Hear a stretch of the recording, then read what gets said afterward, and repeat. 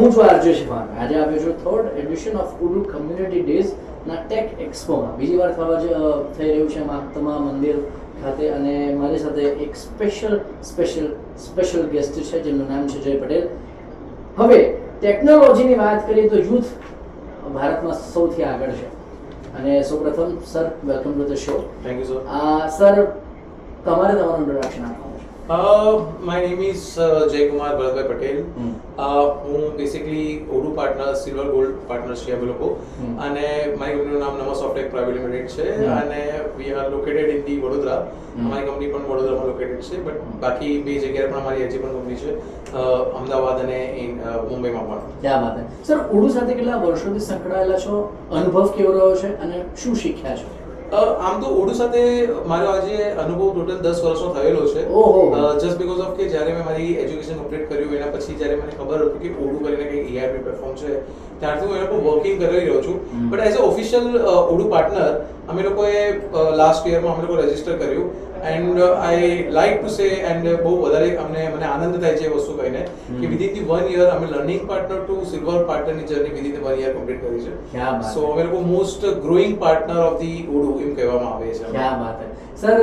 Technology ક્ષેત્રની જો વાત કરીએ તો ભારતનું યુથ કેટલું આગળ છે, કેટલું અવેર છે?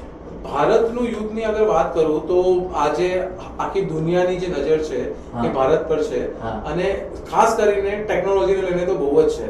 અને આગળ આપણે એક જીવતું જાગતું એક્ઝામ્પલ કહી શકીએ તો આજે પોતે જે ઓડુના ફાઉન્ડર ધ ફેબિન પિંકર જે પોતે છે એમને આજે એક એમનું પોતાનું ડ્રીમ જે કરાવવું છે એમને એ ઇન્ડિયાને ચૂઝ કર્યું કે જસ્ટ બીકોઝ ઓફ કે બહુ વધારે યુથ છે, બહુ અન્ડરસ્ટેન્ડેબલ યુથ છે, બહુ ટેકનિકલ, બહુ પાવર સ્ટ્રેન્થ છે આપણી પાસે. આજે વ્હાઇટ હેડ કરીને એક નાની એવી એપ્લિકેશન્સ આવી રહી છે કે જે એપ્લિકેશન્સ જે સ્કૂલના બાળકોને ટેકનોલોજી શીખવાડે છે, કોડિંગ શીખવાડે છે. જે મને નથી લાગતું કે જે ડેવલપિંગ કન્ટ્રીઝ છે એ લોકો પાસે પણ આ વસ્તુની ઓપોર્ચ્યુનિટીઝ છે. 100% એ વસ્તુ આપણે અહીંયા કરી રહ્યા છે. તો યસ સર. સો આ ટેક એક્સપોની જો આપણે વાત કરીએ તો પહેલા એક્સપોઝ નતા થતા, હવે થાય છે and it is very good for all of us. પણ જો કોઈ ઇન્ડિવિજ્યુઅલ અહીંયા આવીને વિઝિટ કરે છે તો એ શું શીખે છે આવા એક્સપોમાં આવીને? સી અહીંયા ઘણા બધા અમે જેમ અમારા પાસે અમારો જે સ્ટોલ છે રાઈટ નમો સોફ્ટેકના બે સ્ટોલ્સ અહીંયા ઓલરેડી અમારા નાઇસ. ઓકે. કે booth number 4 and booth number 177. Okay. તો જેટલા પણ અમારા પાસે અહીંયા આવી રહ્યા છે એ ઘણા છોકરાઓ જે નવા યુથ છે એ લોકો એઝ વેલ એઝ જે બિઝનેસ ઓનર્સ છે એ લોકોને ઓડુ શું છે એ નથી ખબર હોતી. યસ. બટ એ લોકોને અન્ડરસ્ટેન્ડ કરાવીએ છીએ ત્યારે એ લોકોને ખબર પડે છે કે it's a so easy platform અને it's a so necessary platform for the any kind of the business.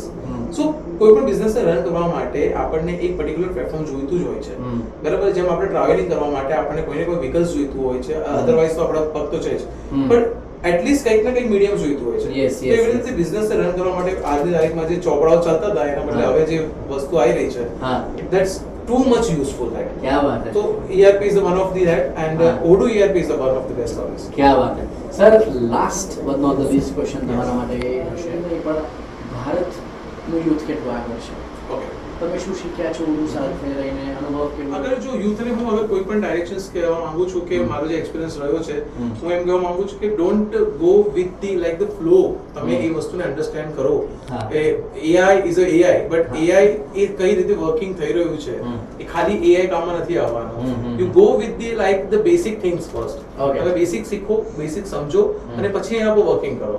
અને મિસ્ટર ફેબિયાને પણ જ્યારે ચાલુ કર્યું હતું ત્યારે એમણે બેસિક વસ્તુ સમજી નથી એના પર વર્કિંગ કરેલું છે અને આજે આ સ્ટેજ ઉપર છે. આજે 19 વર્ઝન લોન્ચ થઈ રહ્યું છે with the AI. 100%. Thank you so much sir. તમે તમારો સમય